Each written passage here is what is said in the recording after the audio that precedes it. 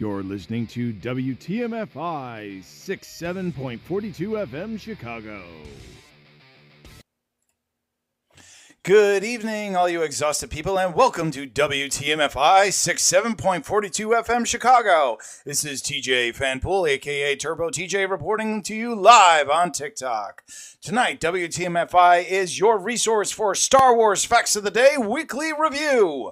During the week, we bring you a Star Wars fact Monday through Friday. Then on Sunday, we do a live review of all the facts, bringing you all the information we have researched from StarWars.com and Wikipedia.com. I hope you'll stick around through this show and take part in the chat at the end. Now, a little bit about your host, me, Turbo TJ Fanpool. I'm a die-hard Star Wars fan, but not just of the movies of the original trilogy. I've been a loyal Star Wars fan since I was a kid, and once the original trilogy ended, I didn't lose that interest. I stayed true to Star Wars for 16 years until we finally got The Phantom Menace. Then The Phantom Menace, Attack of the Clones, and Revenge of the Sith came onto the scene, but in between, on those 16 years, we had a lot more Star Wars that became available. There was the Endor series, which was Ewoks, the Ewoks Adventure, which was the Caravan of Courage, and then there was Ewoks in the Battle of Endor. Then we had the Star Wars Droids and Star Wars Ewoks animated series that was on Saturday morning cartoons. And then when those dried up, we were left with almost nothing except the bare minimum of video games and only a few novels that became available until, lo and behold, we began with the Thrawn trilogy, which began the real culmination of the Star Wars novel series that eventually became the expanded universe. And from then on, Star Wars exploded into a massive form, and then we had the ultimate change, which was Star Wars Shadows of the Empire, which brought Star Wars back into the limelight with new toys, new video games, and a whole plethora of new things that we could finally get into. So that's where I'm coming from. I've been a diehard Star Wars fan this whole time, and I've never stopped loving Star Wars.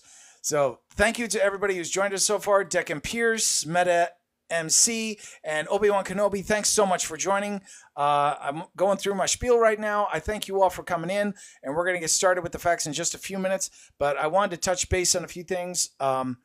First of all, I haven't watched Star Wars Maul's Shadow Lord yet. I'm actually waiting for the series to finish up, but I am super excited for the Mandalorian and Grogu movie that's out in a few weeks. So I am definitely going to be going to the movie. I hope you guys are enjoying what's been coming from Star Wars, but I'm still not up to date on all that stuff yet.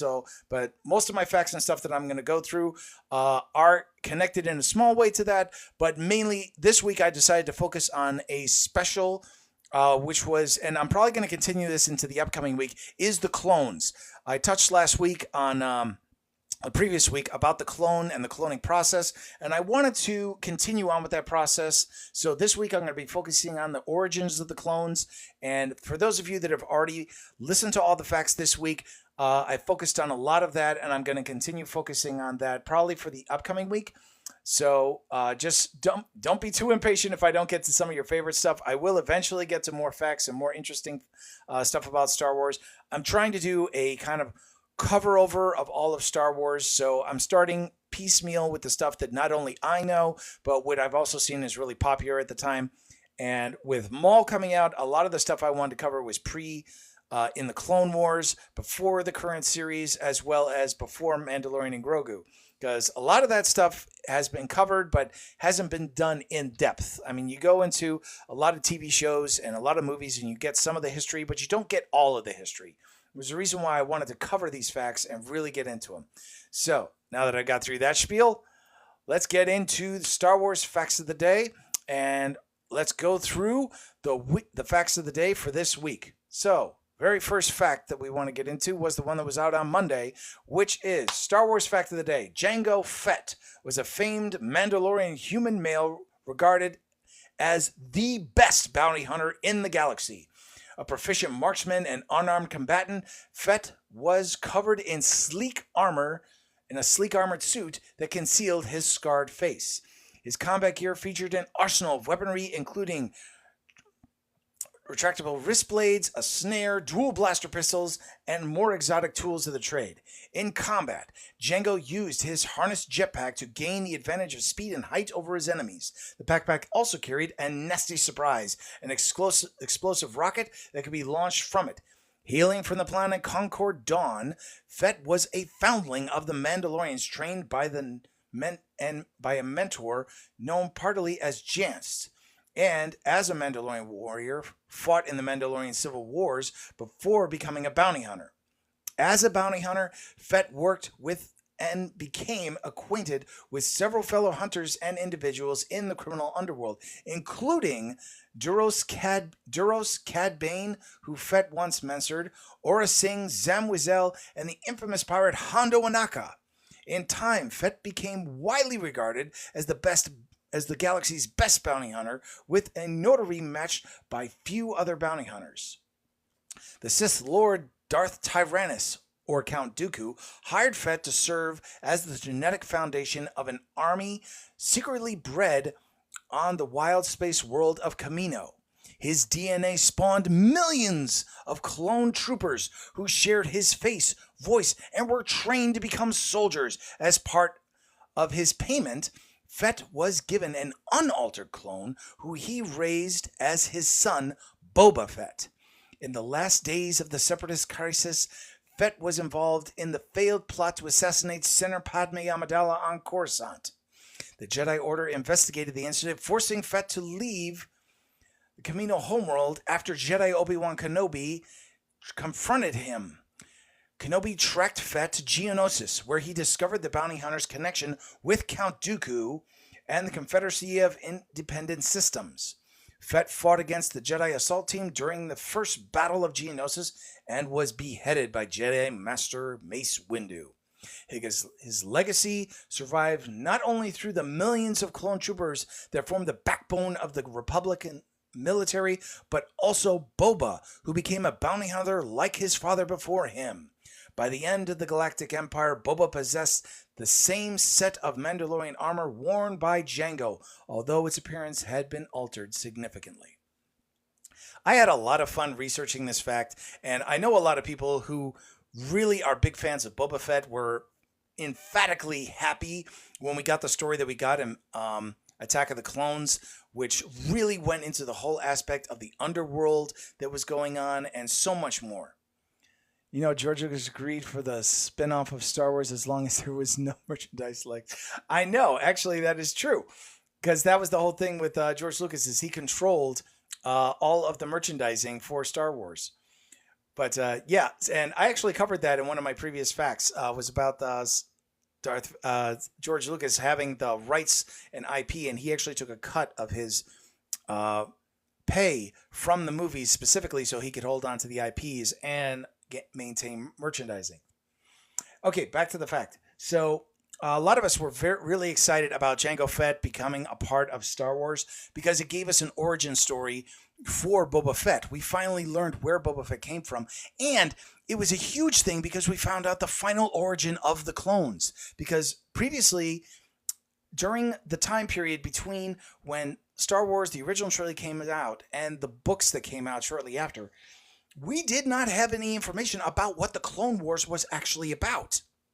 So we had no idea where the clones came from, what their origin was, what was going on with them, and how the war started. And that's what we really got in the beginning of Phantom Menace. We found out that there was a whole war that was partially going on, but the real war, the real start of all of it, we found out in Attack of the Clones, and the origin of where the clones came from. For the longest time, many people did not know what the Clone Wars actually was. It was a complete mystery. For 16 years, we all wondered the question, what was the Clone Wars? What brought about the end of the Jedi? And all of this was always up in the air. We never knew exactly what happened. Bon, welcome in. Abby of the Dark Side, welcome in. So there was this cliff that we hadn't known what was going on. Alistair, welcome in. Tickled Pink, welcome in. That we didn't know what the Clone Wars was about. And in Attack of the Clones, we finally got that answer. That it was a single bounty hunter that was taken through the Kaminoans cloned him, and then he became the basis for the entire clone army. And the fact that it was done in secret, and then the information that we get later on about Jedi Master Sifo Dyas and how he was involved and how Count Dooku took over it. There's so much that was there. And that's the reason why I really wanted to go back this week and focus on Jango Fett, get his story, because there's so much more involved with his story than just the start, which we find out in The Mandalorian. When Boba Fett finally gets his armor back and he has his encounter with Din Djarin, we find out that Jango Fett wasn't actually a Mandalorian. He was a foundling that came into being on the planet of Concord Dawn. And we find out that he was part of a Mandalorian clan and that he took part in the Mandalorian Civil Wars. Then this is before the events of the Clone Wars, were Mandalores during its peacetime. Yeah, I know, Abby. I saw your message. I'm sorry I wasn't able to go on earlier, but I'm glad that you were able to tune in. But that was the reason why I really wanted to focus on this particular week. I wanted to focus on Boba Fett and his legacy because there's so much more involved, and we may get some additional clues on that in The Mandalorian Grogu. Now, just so everybody knows, I have only seen the teaser and the first teaser, and that's it. That's all I've seen. So the only thing I know about the new Mandalorian Grogu is that I already know that Zev is going to be in it, so I'm really excited about that.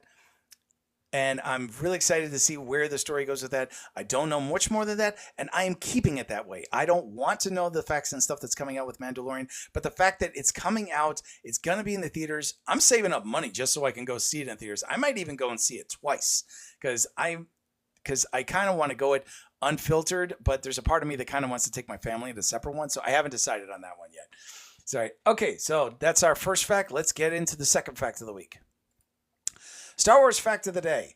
Boba Fett was once regarded as one of the most fearsome and capable bounty hunters in the galaxy. Originally codenamed Alpha, an unaltered genetic clone of his father, bounty hunter Jango Fett. Boba learned combat and martial skills from a very young age. He became a legend over the course of his career, which included contracts with both the Empire and extensive criminal underworld organizations. Orphaned by Jango's death, Boba sought vengeance by attempting to assassinate Mace Windu, although his plan proved unsuccessful. After serving time in prison on Coruscant, Fett took up his late father's profession as a bounty hunter, working alongside other mercenaries such as Bossk, Dengar, and Asajj Ventress, while also notably apprenticing himself to his father's infamous brief protege, Cad Bane. In addition, he also worked with Aurra Sing. In the aftermath of the Clone Wars, Fett continued to make a name for himself while working for the gangster Jabba the Hutt, as well as Sith Lord Darth Vader. During the Galactic Civil War, the bounty hunter managed to track down Captain Solo to Bespin on a contract for the Galactic Empire, hoping to deliver him to Jabba's palace on Tatooine for the large bounty that was on Han Solo's head. During the journey, Fett stopped on the moon of Nar Shaddaa in order to make sure Solo would survive his time in Carbonite. But he lost the smuggler while he was away as part of the return of Crimson Dawn, kicking off the War of the Bounty Hunters. Ultimately, Fett regained Solo and delivered him to the impatient Jabba. Fett tried to prevent Solo's rescue by the Alliance to restore the Republic, only to fall into the Great Pit of Carkoon when the smuggler accidentally slammed a pole into the bounty hunter's jetpack, causing it to malfunction. Although Fett seemingly met his demise in the Sarlacc pit on Tatooine after falling into the Great Pit of Carkoon, Boba survived the beast and lived in no small way due to the Tusken tribe of the Dune Sea. His armor, however, was stolen off of his unconscious body by Jawa scavengers. Fett, aided by the master assassin Fennec Shand, eventually regained his armor by tracking down and confronting the Mandalorian warrior Din Djarin on Tyloth, who had taken Fett's armor from Cobb Vanth. After reclaiming his armor, Boba returned to Tatooine to get payback for those who left him to die by taking over the throne of Jabba's palace and becoming a daimyo with Fennec Shand at his side. I had so much fun researching this because I had actually read the comic books for what had happened in Marvel for the story of the Battle of the Bounty Hunters, which if you want to read this story, it is available through Marvel Comics. If you have a Marvel Comics Unlimited account, you can definitely read it digitally. Otherwise, the trade paperbacks, I believe, are out in the store. But you can go into the stores or comic book conventions and you can get this whole series. It has all been printed. The only thing I have to mention is that it is technically in that gray area of may or may not be canon. The reason why I included it is because it fills in that gap. Now, originally, this story was filled in by Shadows of the Empire that was put out back in the 1990s. But it was kind of altered because Disney bought Star Wars and they turned everything into Legends. So technically, the story that we got, which originally told of how Han Solo's body was taken in carbonite to Jabba by Boba Fett, was altered. But this is the current story that is currently available, which include Crimson Dawn, which, as you remember from Solo, this was Han Solo's ex-girlfriend. And in the comics right now, in the Star Wars comic book series that is currently being published, Crimson Dawn is an actual factor in that story, which is where we get this information from. Now, whether or not it will become officially canon and whether or not they actually make a movie or something that actually chronicles this time, which we have not gotten yet, is the big if question. You know, what if this actually does happen? What if they bring in another story? We don't know yet. We still don't know. Right now we're in kind of a gray zone with Filoni because he hasn't actually told the story. No one's actually told this story except Marvel Comics. And as we well know, several times when Marvel Comics has published something or the books have published something, it's been taken aback, like the Ahsoka story and the story of Caleb Doom, who eventually becomes Kanan Jarrus. So those stories could possibly change, but I highly recommend reading this story because it is really good. I'm not going to spoil the details, but I highly recommend reading it. But we all know about what happened with Boba Fett when he was in Return of the Jedi and in the Book of Boba Fett and The Mandalorian. We finally get the story of how he survived, how he came back, how he got his armor back, which is part of the reason why I'm excited for Mandalorian and Grogu. Do I know that Boba's going to make an appearance? I have no idea. Am I hoping for that? That would be fantastic. Is it going to happen? Probably not. But still, you got to have a little bit of excitement for what's going to be coming in this movie. And I'm just as excited for the stuff that I'm gonna find out in watching Star Wars Maul Shadow Lord, which, as far as I know, is also going to bring in some other aspects of this particular time period. Not this exact period, but in the same time era that takes place between, the start of the original trilogy and the Clone Wars. It's in that gray area where so much is still going on. And I love those gray areas because it leaves so much options for so many different things. Yeah, Abby, Boba, Luke Skywalker, Chewbacca, could be anything.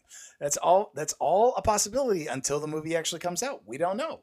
So that's the reason why I'm really excited about this and why I wanted to include this particular fact because of the upcoming Mandalorian Grogu and, of course, Maul's Shadow Lord. I'm trying to tie a lot of stuff together, but it's honestly just fun. Okay, so next fact of the day. Star Wars fact of the day. The 501st Legion is an elite military group that served the Galactic Republic and later the Galactic Empire.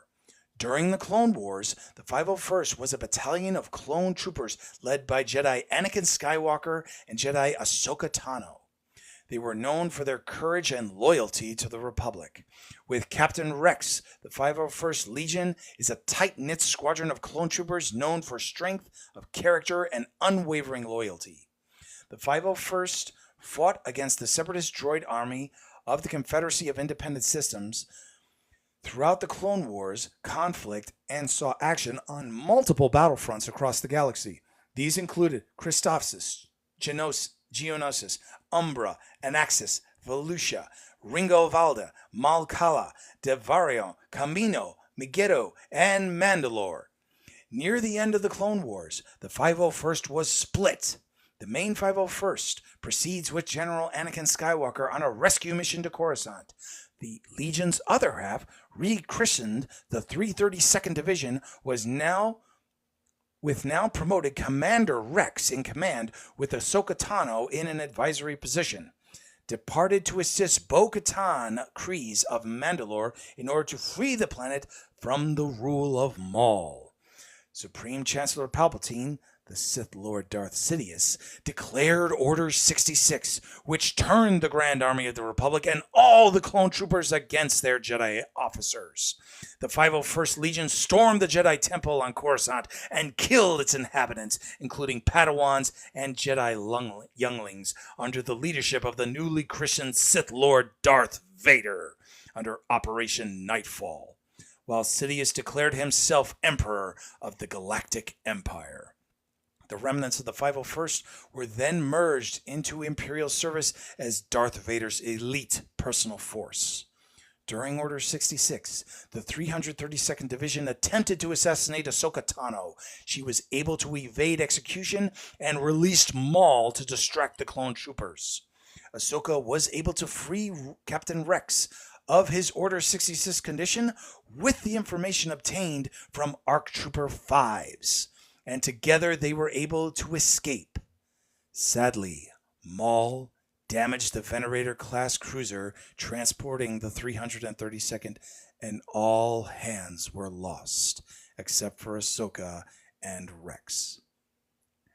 I had such a difficult time to research this one because, oh man, for those of you who went through all of this for the Clone Wars ending and the finale, that ending was so emotional for me.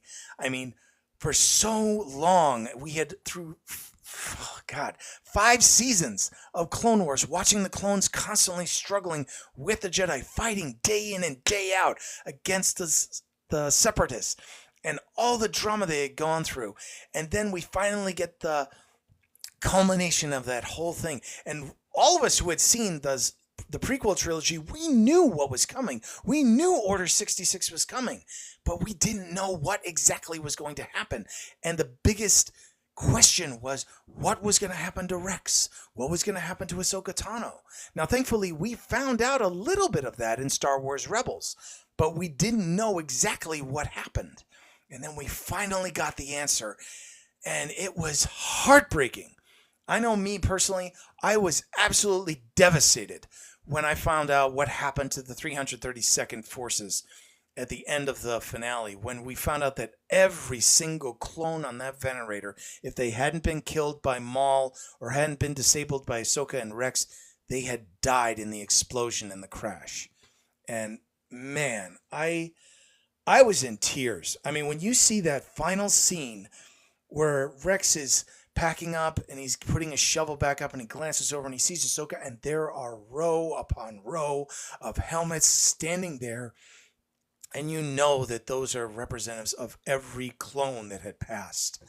I was in absolute tears. I could not stop crying. I was so devastated by that scene. And I know it's just fantasy. I know it's not 100% real, but you can't not just see that and not feel the trauma and the loss of so many men. And I say that because regardless of the fact that they were clones, they were men. They had their own personalities, their own views on life. And the Emperor stole that away from them. They took away all that they were and turned them into soldiers that had one goal, which was to destroy the Jedi. They basically just took it away from them, and it kills me every time just thinking about that. These soldiers who had done everything they could to serve the Republic, to stay true to what they believed in, and what was their thanks for that? For their own personality to be hijacked, taken away from them, everything that they believed in turned against the people that they trusted with everything they had. And that kills me every time, because it always brings back for me, because just me personally, I was a studier of World War II, studier of Vietnam, studier of all the wars that have happened. And you cannot see those helmets on those stakes in the ground and Ahsoka standing there looking at them and not think of the cemeteries, the countless cemeteries across the United States and across the world where soldiers gave their lives for what they believed in. And you know that that's the same kind of thing that these soldiers went through. That they went through this process of training, of fighting for what they believed in, and then their entire persona was stolen away from them. And for what? For the servitude of an emperor who could care less about them and replace them as soon as he had the opportunity to. And I know you feel it. You feel it in the current realm of what's going on right now, that you feel that change is happening right now. And when I watch the Clone Wars now and I see that scene and I think about all of the veterans that survived the Clone Wars and the guilt that they must have when they find out about what Order 66 was, about the chips in their head, and you see, and they showed this in Obi-Wan Kenobi, where you saw the clone troopers sitting there right there, and they did such a fantastic job of showing. You get to see how the clones were treated, that they weren't kept as respected soldiers of the Republic, that they were given the awards that they deserved for all that they had sacrificed. No, they're pushed to the side and they're begging for money on the streets. And I just think about that every time when I drive by the local VA or I see one of the legions or something like that, where I see soldiers right now, nowadays, who have been thrown to the side, have not received the honor that they should have received, or that they're being disrespected by members of our country. And I just feel so terrible for those veterans. And I feel it not just for the real ones, but also the ones that are represented in our media. And Star Wars shows that so well in the finale of Clone Wars, and most specifically in the 501st. Because you get that in that last time when Rex stands with Ahsoka just before Order 66 comes in. And it's heartbreaking because you hear those words and then you know the truth. All right, let's move on to the next fact. Star Wars fact of the day. Captain Rex. Captain Rex was a Generation 1 clone, designated CT-7567. Rex was a veteran ARC clone captain, commander, and led the Grand Army of the Republic's famed 501st Legion of Clone Troopers during the Clone Wars. Serving on the front lines, taking orders from Anakin Skywalker and Ahsoka Tano, he viewed military service as an honor, and his loyalty to the Republic and his Jedi generals was absolute. Rex participated in many battles during the Clone Wars. As the captain of the 501st, he served as third in command and proved to be an effective leader who truly cared for the men under his command. While he was eager to follow orders, Rex adopted a less rigid approach as the Clone Wars wore on. Indeed, while he was someone with an absolute loyalty to the Republic and his Jedi leaders, even he would find himself plagued with doubt as the Clone Wars dragged on, taking more lives and ruining more planets. During the Clone Wars, Rex's priorities were first and foremost to his clone brothers, whom he loved deeply, his loyalty to his men, feeling that protecting them was one of his primary duties as a leader. He tried not to dwell on any of the deaths of his countless friends and brothers, but as the war continued, he felt the loss of all of his brothers. By the end of the Battle of Mandalore, and possibly the end of the war, Rex had a realization while speaking with Commander Ahsoka Tano. He didn't know what his place in the galaxy would be once the war ended. The clones were created for the war, and they had known no other life. But if not for the war, he would not exist. Ahsoka Tano assured him that regardless of how the war ended, the Republic couldn't have asked for better shoulders, nor could she have a better friend. When Order 66 was issued, Rex managed to resist his programming long enough to warn Ahsoka before succumbing to the order. Under the influence of Order 66, Rex's goal was to kill Ahsoka. However, after Ahsoka had Rex's inhibitor chip removed, his loyalty to Ahsoka returned, and he was willing to kill his own brothers to save her life.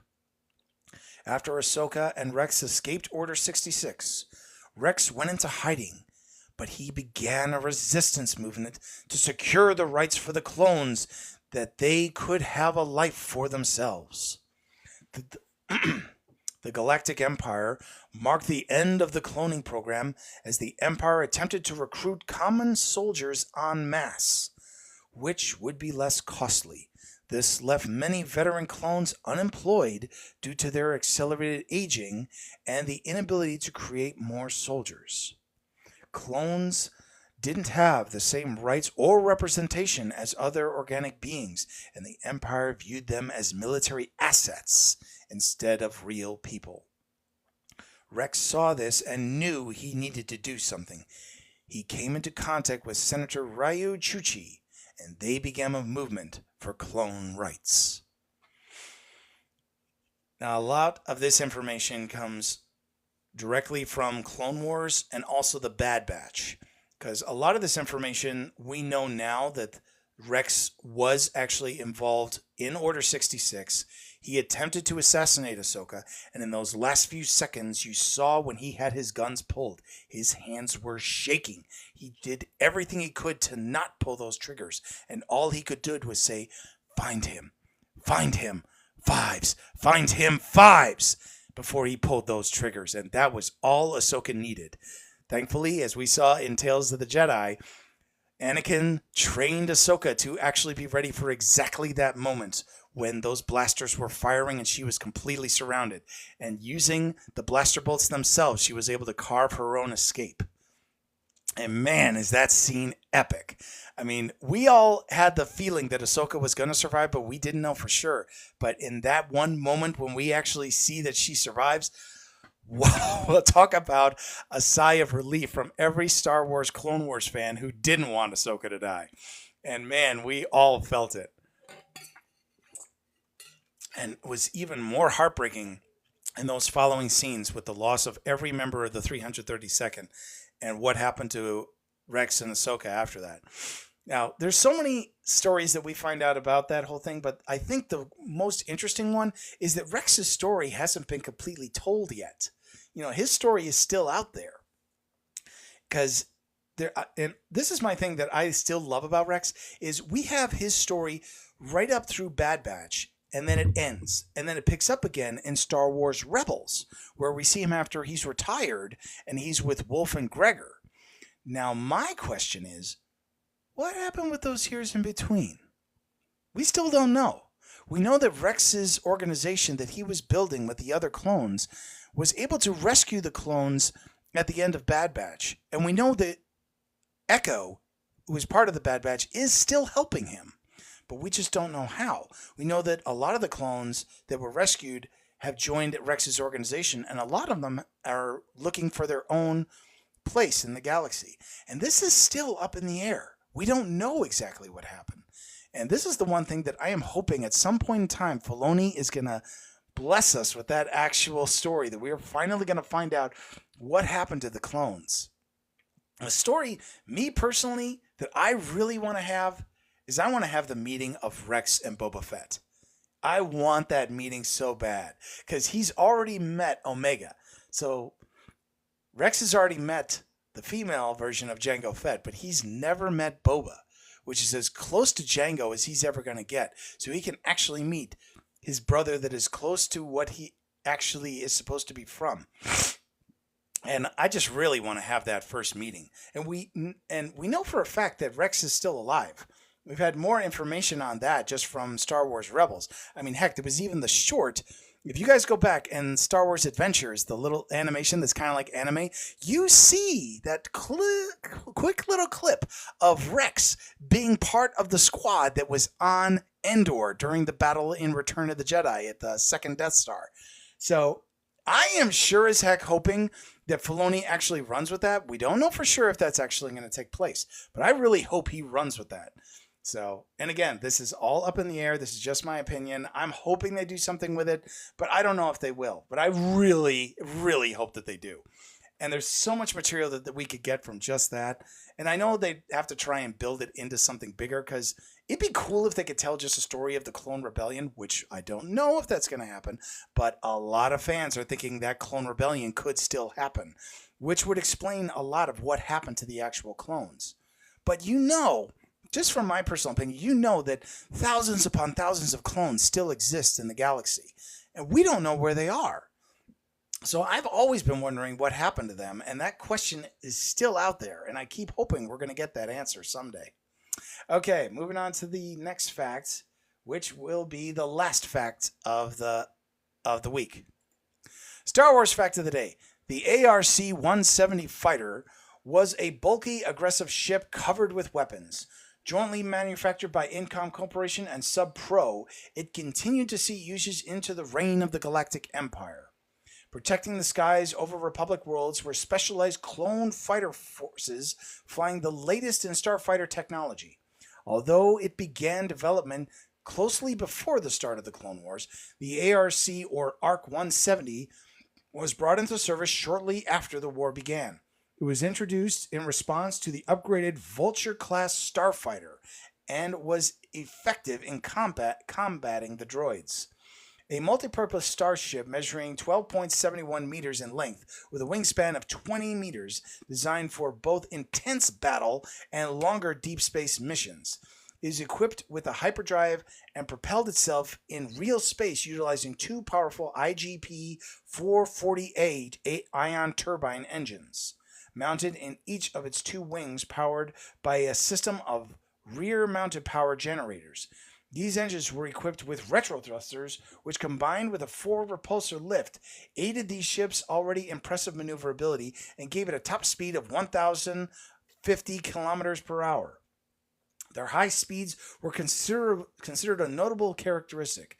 In further aid in accelerating inside planetary atmospheres, the ARC-170's deflector shields dispersed the heat energy of air resistance and enabled it to reach hypersonic speeds. 3 clone troopers pilots operated the advanced combat craft, with a pilot handling the flight maneuvers, a co-pilot offering the laser cannons mounted on the ship's wings, and a tail gunner operating the dorsal rear-facing cannon. The fighter also carried an astromech for onboard repairs. During battle, the craft's twin S-foils opened to expose heat sinks and active cooling radiator panels, which helped cool the ship and improved its deflector shield's effectiveness. Their strong firepower was considered equivalent to that of a bomber, notably for their versatility, including their capacity for inflicting high damage, their fast speeds, and space combat.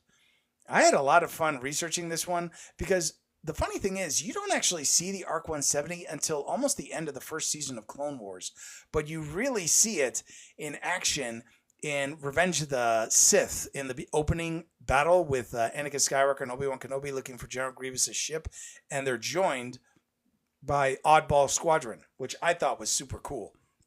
And you really have to think about this, and this is something that's been covered a lot, is that the Vulture starfighters were just really large droids. But you have to remember that a droid was still a processing computer. And the Vulture droids, which we had seen in action over the Battle of Naboo, that they were actually really skilled vehicles. I mean, those pilots from Naboo, the only thing that kept them alive was the fact that their Naboo starfighters were faster than the Vultures. That's the interesting thing about the N1 starfighter, is they were actually faster than the Vultures. So that was the reason why they were actually able to outmaneuver them. Now, we see this in Mandalorian, because you see when Din Djarin is flying his upgraded N1, how fast that one was. And you also know how fast it actually was based on the original design. So that's the reason why I really enjoyed doing this one, because you got to get the whole aspect that the ARC-170 really showed that it had the capability, because it was just as fast, if not faster, than the Vulture, and could also work not only in space but also on the ground. You know, it was able to go into atmospheres and still perform its jobs. And if you ever need an example of how effective this ship was, I mean, I loved flying this thing in in Star Wars Battlefront 2. It was a lot of fun, and it's a really well-versed fighter. It's almost better to have someone in the gunner behind you, because then if somebody gets behind you, you actually have someone to actually take out the guy following you, which was something that was actually a part of the game, which I thought was really cool. But I really wanted to go into this, and I really enjoyed it. I've got a couple more fighters that I definitely want to include in the facts of the day.